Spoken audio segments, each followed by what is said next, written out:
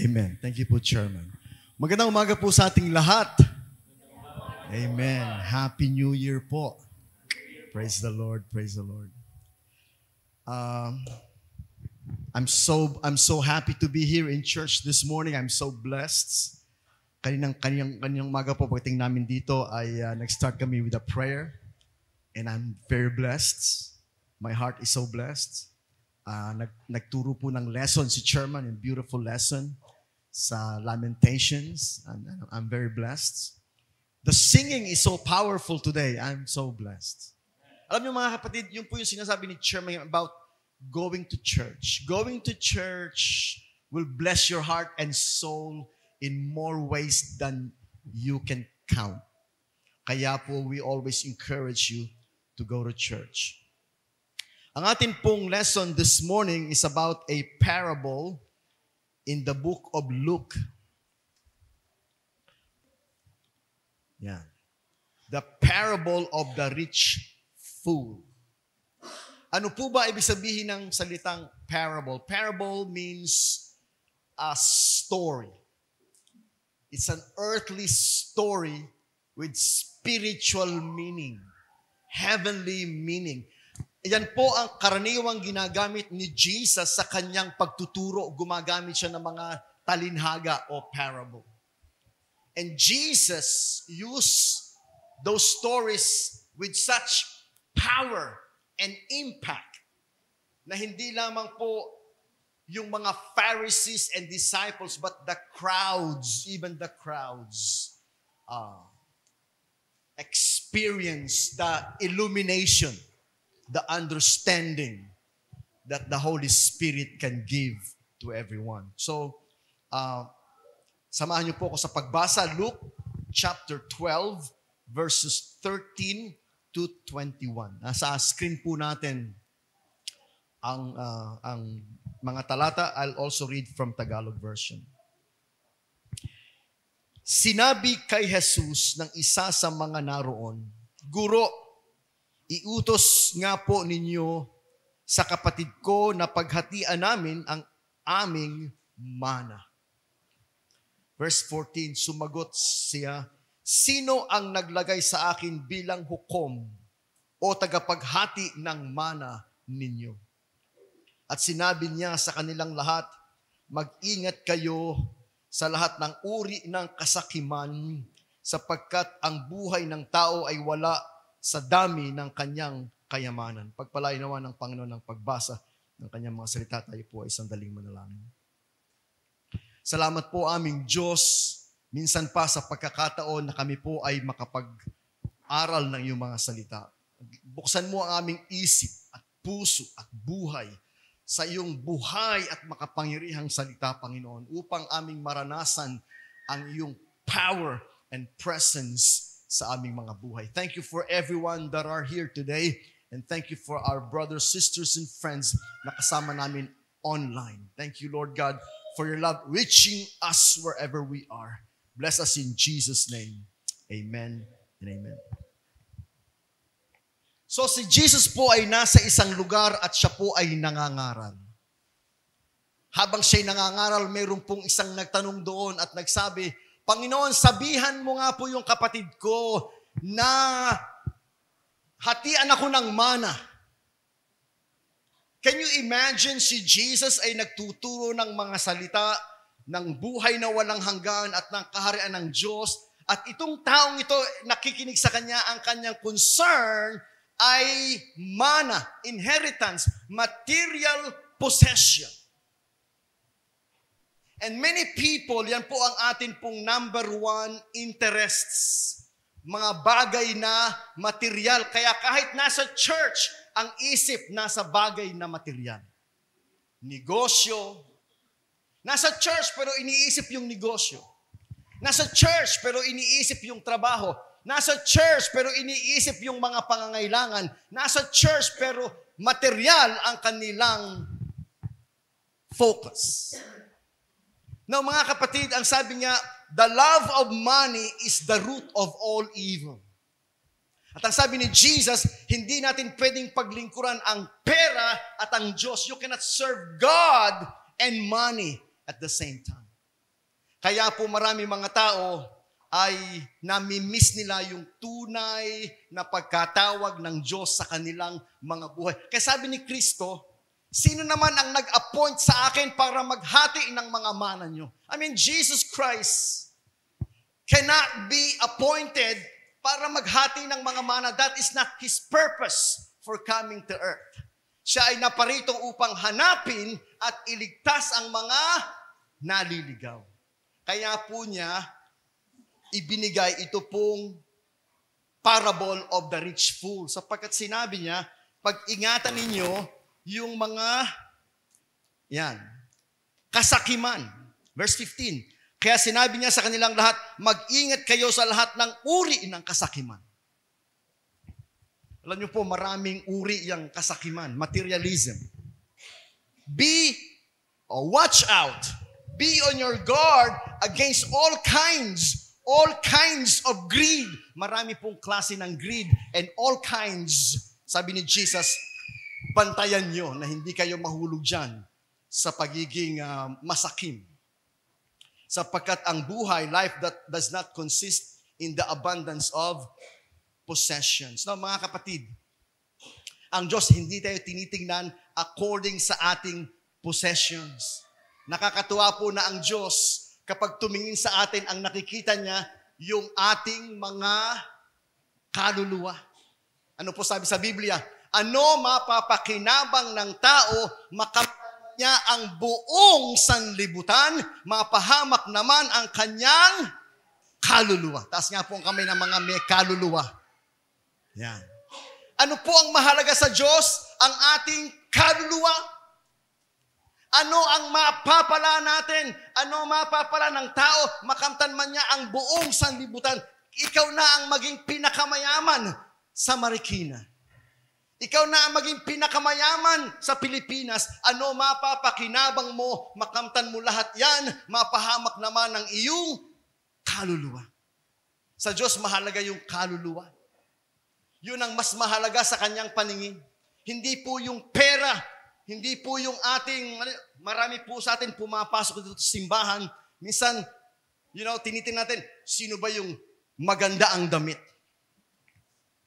Sino ba yung maganda ang sasakyan? Alam niyo po, si Anita, napakaaga niyang dumating. Lagi-lagi po yan. And ang kanya pong pananamit, simple lang sapagkat siya po'y balo. At naalala ko nga po tuloy, yung isang nagbigay ng offering sa church. Napakagandang pong tingnan, kahit po sa atin pong online, napakagandang tingnan po yung mga kapatid na lumalapit sa harap at nagdadala ng kanilang offering. Sapagkat sa Bible, ganun po ang paraan talaga na nababasa natin. Ang mga tao ang lumalapit at nagdadala ng kanilang offering, naghahandog ng kanilang offering. Hindi po kamukha sa ibang mga church na meron silang offering bag, sila ang lumalapit sa mga tao. Opo, kinukolekta yung kanilang mga offering. Offering mo sa Diyos. So dalhin mo sa Diyos, ilapit mo sa Diyos. So si Kristo po'y nasa templo at nakatayo siya malapit dun sa hulugan ng mga offering. At merong isa pong mamayaman na naglagay ng napakaraming pera doon sa offering. At meron pong isang balo na kamukha ni Anita na lumapit doon sa offering at naglagay ng 2 kusing. Nakatingin si Jesus. Nakita niya yung mayaman na nagbigay ng marami at nakita niya yung balo na nagbigay ng 2 pirasong kusing. At sinabi niya sa mga alagad, yung babaeng balo ay nagbigay ng mas malaki kesa doon sa mayaman. Kita niyo ang value system ni Jesus? It's not on the amount of money that you gave. Bakit po nasabi ni Jesus na mas malaki yung ibinigay ng balo sapagkat yung ibinigay ng balo ay yung kanyang buong kabuhayan. Samantalang yung binigay ng mayaman, extra lang sa kanyang kayaman. So, kaya po mga kapatid, pag tayo nagdadala ng offering dito, nakatingin ang Panginoon sa atin. Ang kanyang tinitingnan, hindi yung how much you gave, kundi yung iyong pusong nagbibigay ng sagana, yung iyong commitment na magbigay ng iyong best sa Panginoon. Can you say amen? Huwag po tayo, sabi nga ng Panginoon, do not come to me empty-handed. Natutuwa akong makita na may mga batang pumupunta dito, yung anak ni Tess. Yan, nagpunta dyan, naghulog dyan. May mga batang naghulog dyan. May maliliit na naghuhulog dyan. May mga matatanda naghuhulog dyan. May mga kabataan naghuhulog dyan. Napakagandang tingnan na tayo pong lahat ay nagbibigay ng ating best sa Panginoon. So meron pong iba sa atin na wala tayong dala, hindi tayo nag-prepare. I'm sure meron kang ibibigay. I'm sure lahat tayo may ibibigay. Taas nga po ang kamay ng pera. Anong pera? Nang may pera. O lahat po tayo may pera. Hindi lang siguro kayo nakapaghanda. Hindi nyo naihanda. Pero ang Panginoon, sabi niya, magbigay kayo at bibigyan kayo ng Diyos. Wastong takal, siksik, liglig at umaapaw pa ang ibibigay sa inyo. Amen? So mga kapatid, dito nagbigay siya ng isang parable tungkol sa isang mayaman. Sa verse, beginning with verse 16. Tingnan nga po natin. Then he told them this parable. The ground of a certain rich man yielded an abundant harvest. Mayroong isang mayaman na umani ng sagana.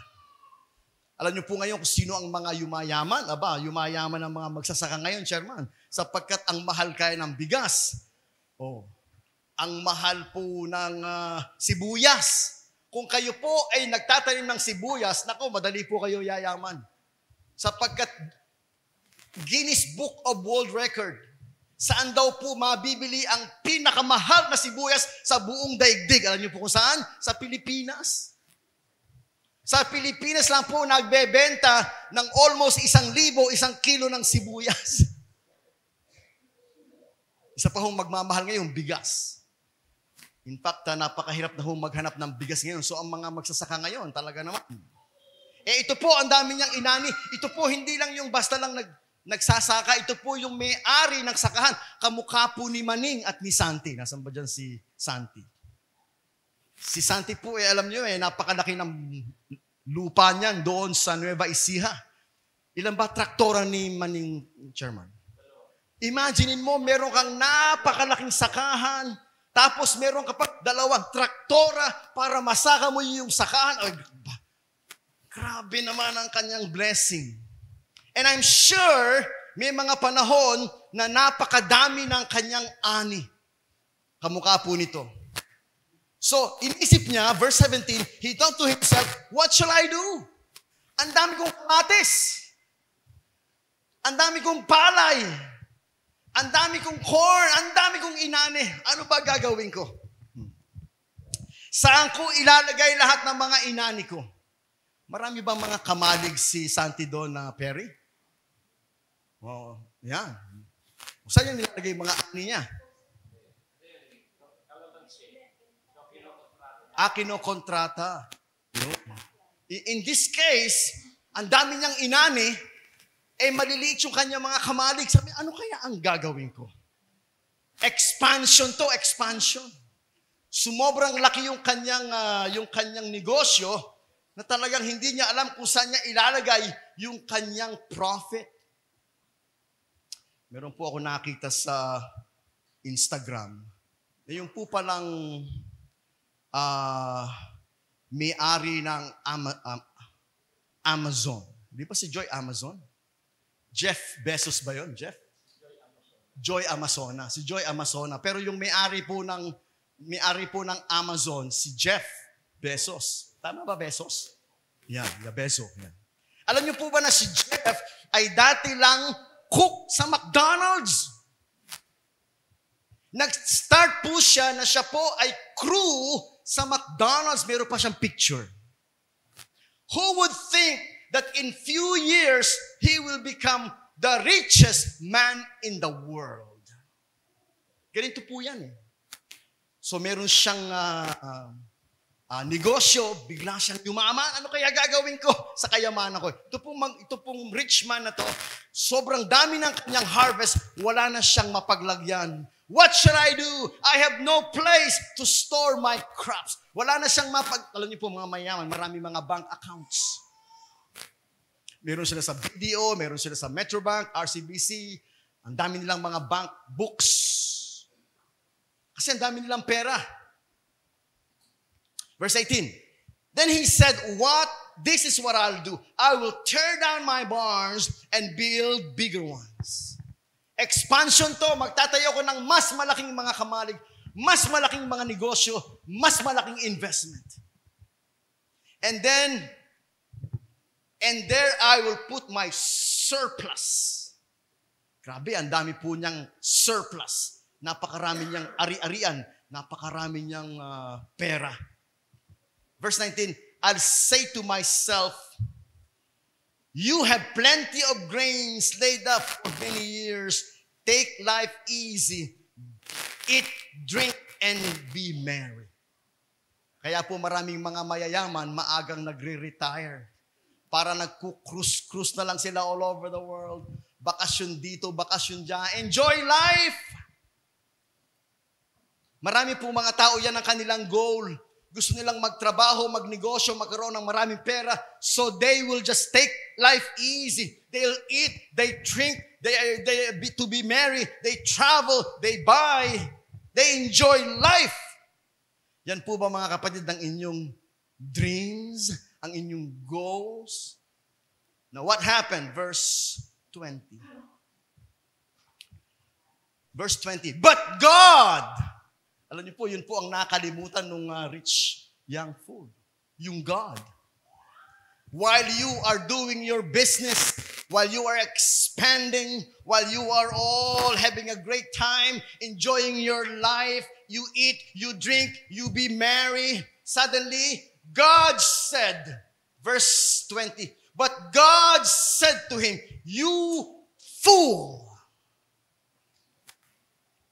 Sa Tagalog, ngunit sinabi sa kanya ng Diyos, hangal, you fool, sa gabiring ito'y babawian ng buhay. Ang wife ko po ay merong cousin na doktora din. Siya po ay OB. Ang wife ko po ay pathologist. Isang madaling araw, tumawag po yung kanyang cousin sa kanya, Marie, pumunta ka dito sa FEU Hospital. Tulungan mo ako. My husband, inatake sa puso. Yung pong kanyang husband ay police colonel dyan sa Karingal. So madaling araw, 4 o'clock in the morning, nagpa-drive po yung aking wife sa kanyang brother. Sila po pumunta dyan sa may FEU Fairview Hospital. At nung nandun, yung pong police colonel ay nire-revive. Kasi po, na heart attack. Yung pong kanyang wife na doktora din, ay talagang hysterical na siya. Hindi na niya alam ang gagawin niya. So, habang nag-aasikaso siya doon, ang wife ko po ang katabi ng police colonel. Siya po ang kahawak sa kamay. And then siya po ay nakatingin, yung pong police colonel tumingin sa wife ko. Sabi niya, Marie, hindi na ako makahinga. So hawak siya ng wife ko. And then he died. He died in my wife's hands. He died at the age of 49. Siya po ay 49 lang. Police colonel. Pwede na sana siyang ma-promote. Maganda po ang kanyang career, ang kanyang trabaho. So, meron silang biniling kondo, meron silang biniling bagong bahay sa Quezon City, meron silang biniling farm, bumili sila ng bagong sasakyan, nagpapagawa sila ng bahay. Ang asawa niya, doktora, siya ay police colonel, so they have all the money, they are enjoying their lives. And at the age 49, he passed away. Sa kamay ng wife ko, nakatingin siya sa wife ko, and he passed away at age 49. Ang naiwan po niya, lahat ng yung kondo niya, hindi pa nila nababayaran. Problema ngayon ng wife niya, kung paano niya babayaran. Sabi niya sa wife ko, gusto mo bang bilhin? Ako pambayad. O yung bahay pa niya isang binabayaran, ang dami niyang investment. Ang sabi ng Panginoon sa kanya, dito sa mayaman na ito, rich fool. Ang sabi niya dito, hangal sa gabiring ito'y babawian ka ng buhay. Kanino ngayon mapupunta ang mga inilaan mo para sa iyong sarili? Kanino mapupunta? Yung coaching binili niya, kanino mapupunta? Yung farm na binili niya, kanino mapupunta? In fact, kabibili lang niya ng bagong table na malaki na Nara, naka-plastic pa, hindi pa nagagamit, hindi pa nauupuan, kaya umiyak yung wife niya. Hindi pa nagagamit yung bagong deliver na dining set na Nara, naka-plastic pa, kaya siya iyak ng iyak. Yung wife niya, 49 din. Pareho lang silang 49. Hindi po natin alam kung kailan tayo kukuhanin. Ako po ay 57 right now. Ang tatay ko namatay ng 57. Sana naman, Chairman, hindi ako kuhanin ng 57. Sana naman.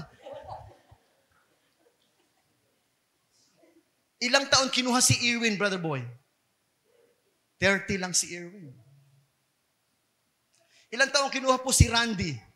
Sir, 44. Hindi po natin alam kung kailan tayo kukuhanin. Kaya po, ang sabi ni Jesus, verse 21, this is how it will be with whoever stores up things for themselves but not rich toward God. Ganyan ang sasapitin ng sinumang nag-iipon ng kayamanan para sa sarili, ngunit dukha naman sa paningin ng Diyos.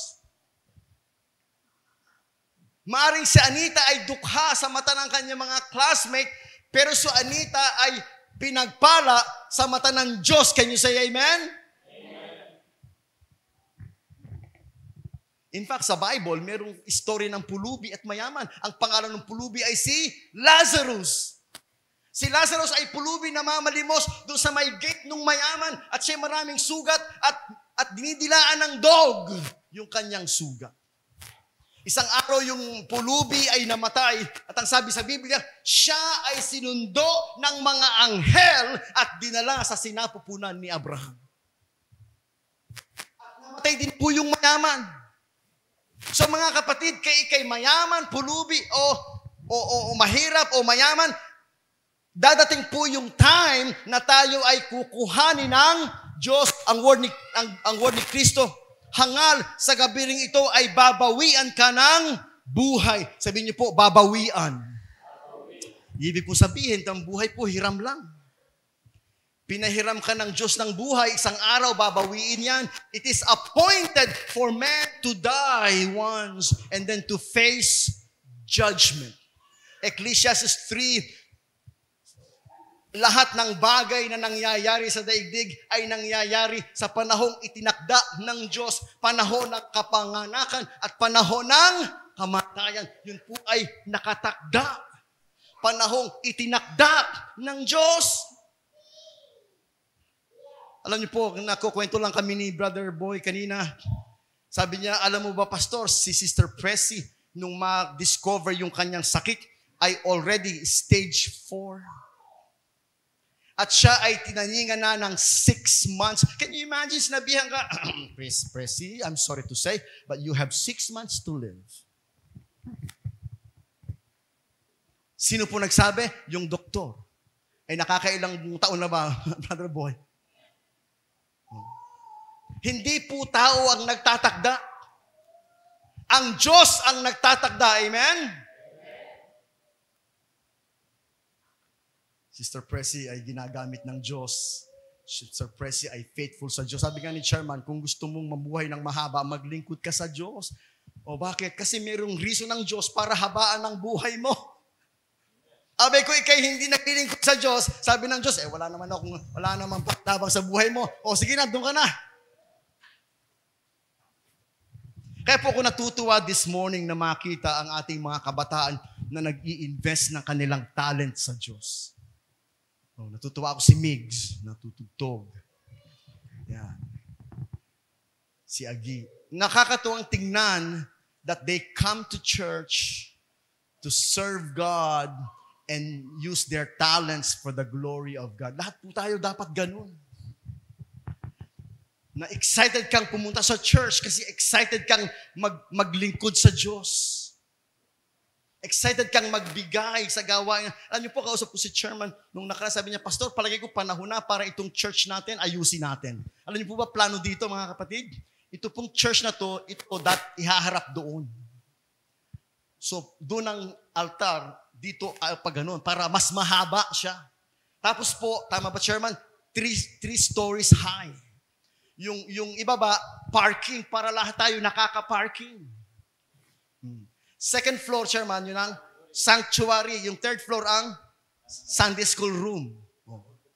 Multi-purpose. Pwede lagyan ng basketball, chairman, yung third floor. Para makapag-basketball si Randolph.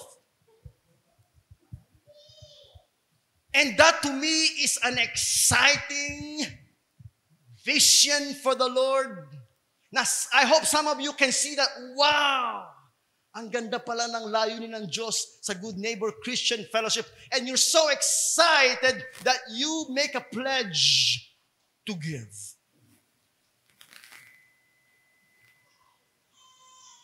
In fact, mga kapatid, natetesting nga tayo sa ating commitment to give sapagkat una, isang TV lang binili ni chairman O, yung gustong magbigay. O, meron naman nag-pledge. O, isa pa ulit, isa pang TV. O, nag-iintay si chairman kung may magdadagdag mag-pledge. Hindi pa siya masaya, isa pang TV. Ano pong panawagan yun? Panawagan yun doon sa mga tao na gustong maglingkod sa Diyos. Amen? Sapagkat hindi po tayong lahat pwedeng tumugtog sa piano, hindi tayong lahat pwedeng tumugtog sa drums, hindi tayong lahat pwedeng magturo ng Sunday school, hindi tayong lahat pwedeng mangaral, pero tayong lahat ay pwedeng magkaloob. Amen? Amen. Pastor, wala akong trabaho. Si Anita ba may trabaho? Pastor, wala akong retirement pay. Si Anita ba meron? Pastor, wala naman akong anak na nagbibigay. Si Anita nga namatay yung kaisa-isang anak. I wonder kung saan nanggagaling yung ino-offering. Andiyan si Anita kanina, Ang lapit lang niya dito, pero ang tagal niya bago nakarating. Pero pumunta pa din. I would like to challenge you. Use your time for God because hindi mo alam kung kailan ka tatawagin ng Diyos. Lord, bago mo ko tawagin, I'll give you my best. Hindi yung tatawagin ka. Sabi, di ba, merong binigyan ng mga talento? Binigyan ng 5 talento, binigyan ng 2 talento, binigyan ng 1 talento. Yung binigyan ng 1 talento, tinago niya. Nung bumalik yung kanyang master, ang sabi niya, binabalik ko na po sa inyo. Ang sabi ng master, ikaw na masama at tamad na alipin, itapon yan sa kadiliman. Gusto mo ba, mga kapatid, na ikaw ay itapon sa kadiliman sapagkat hindi mo ginamit ang talentong ibinigay sa iyo ng Diyos? Ang pagkakaloob, mga kapatid, ay ang pagbibigay ay kaloob. It's a gift of giving.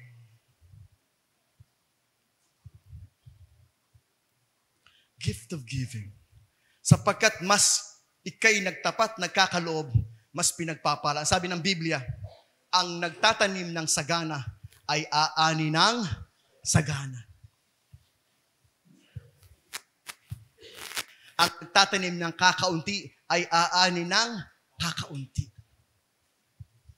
Nais ko pong magpasalamat kay Brother Benji, Sister Let, sa kanila pong commitment sa amin ni Chairman.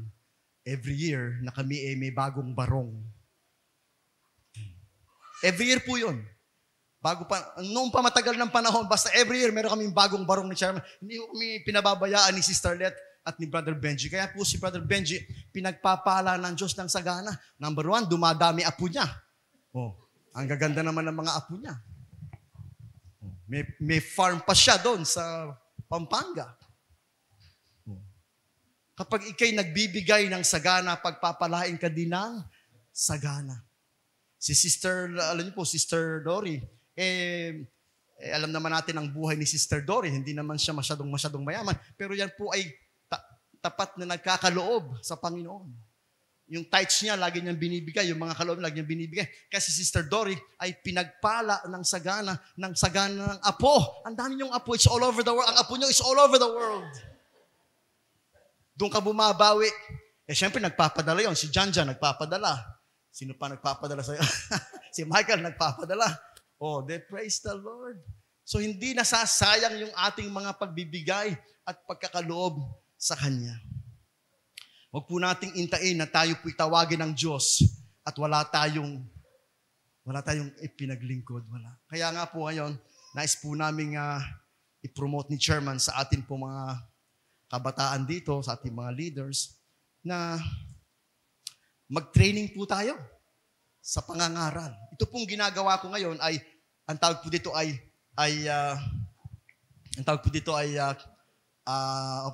may tawag doon. Expository preaching. Expository preaching. Sapagkat meron po kong isang parabola na ipine-present sa inyo, verse by verse, that is, ine-expose natin yung sinasabi ng verse. Expository preaching. Meron pong topical preaching, merong textual preaching. Yan. Iba-iba pong klase preaching. Mapag-aaralan po natin. I'm sure gusto yan ni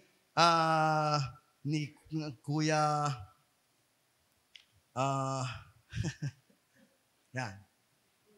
Basta, kausap ko si anak ni Brother Angel. Brother Romeo. I think Romeo would like that. Romeo. Kasi alam ko nasa heart ni Kuya Romeo hindi lang magturo ng Word of God.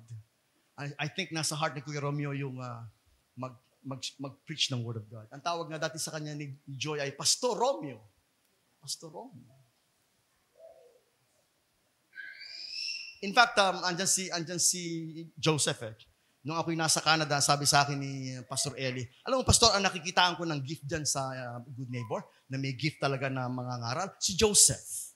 Si Joseph. I don't know why sinabi niya yon. Out from the blue. Biglang niya sinabi, ang nakikita ko na di-discern ko na may gift dyan, si Joseph. Hindi ako nagsabi noon, ha? So it's a challenge to you, Joseph. Sino pa sa atin? Maaaring si Randolph, baka si Randolph, pwede din eh. Kaya nga po, nag-o-offer tayo ng classes. Hermeneutics is how to interpret the Bible, how to prepare lessons, how to be, marunong kang magbasa, mag-aral, mag-lesson, mag-outline, na hindi ka namamali. Minsan po kasi mali ang interpretation mo, mali ang presentation mo.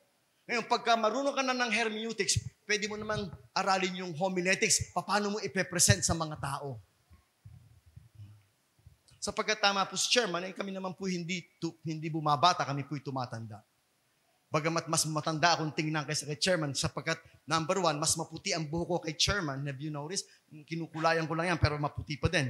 At mas nauubos ang buhok ko. Ay, ba't nauubos? Dito, nauubos ang buhok ko. Kaya pag pinagtabi mo kami, para pa akong mukha mas matanda. Talaga naman, no? But then again, kaya nga po tayo nandito para ihanda yung mga tinawag sa paglilingkod. Kung kayo po'y tinawag sa pangangaral, dito kayo sa amin ni Chairman. Kung kayo tinawag sa pagtuturo, dito kayo kay Sister Puring. Kung kayo tinawag sa pagkanta, diyan kayo kay EJ. Kung kayo tinawag sa pagtugtog, diyan kayo kay Boss Mandy. Kung kayo tinawag sa pagbibigay, diyan kayo kay Sister Jojo. Marami po tayong magagawa. Sabihin niyo po sa katabi niyo, marami tayong magagawa. Kaya walang excuse na walang gagawin. Tama ba, Chairman? Walang excuse na walang gagawin. Pastor, hindi ako marunong kumanta. Hindi ako marunong tumugtog. Hindi ako marunong magturo. Aba, baka ikay tinawag sa pagbibigay. Di ba, Daniel? Si Daniel nandyan eh. Pag nagbigay ka ng sagana, pagpapalain ka ng sagana, siguro mga 4 na anak, bibigyan ka. Magandang bahay, magandang sasakyan. Basta lang hindi tayo nagkukulang sa pagbibigay. Meron akong tatlong lesson dyan. Yan. Joyce. Ano ba tatlong lesson natin dyan? Lesson number one. In closing, doon sa ating outline, nandito sa aking phone. Number one,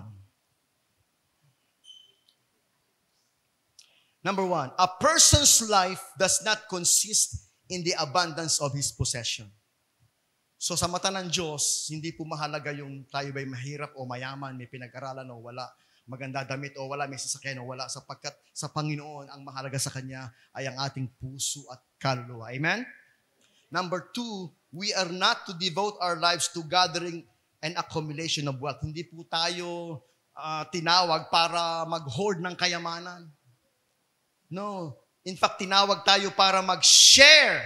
Sabihin niyo po, share.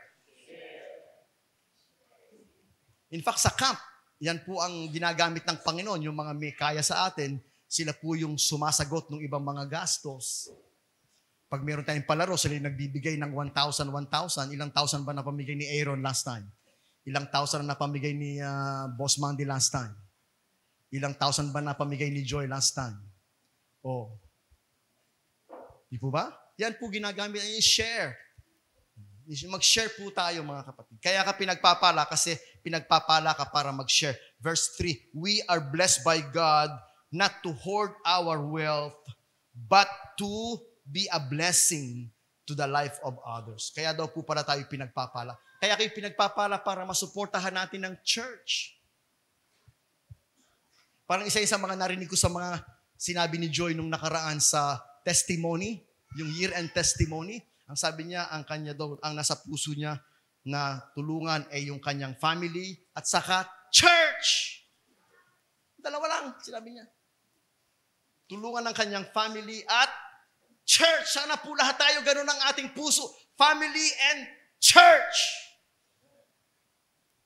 Because, mga kapatid, sabi niya, yung last. Then, yun yung last natin, 21. This is how it will be with whoever stores up things for themselves but not rich toward God. Mayaman sa sanlibutan pero hindi mayaman sa Diyos. Paano tayong yayaman sa Panginoon pag tayo nag-invest sa kaharian ng Panginoon? Yung ating pagbibigay ay pag-i-invest sa kaharian ng Panginoon. So pagharap mo sa Panginoon, ikay mayaman at masagana sapagkat ikay nagbibigay. Hindi po pinag-uusapan yung amount, ang pinag-uusapan po yung pusong generous magbigay. We are blessed to build the kingdom of God. Tayo pong lahat ay magduko ng ulo, tayo po ay manalangin.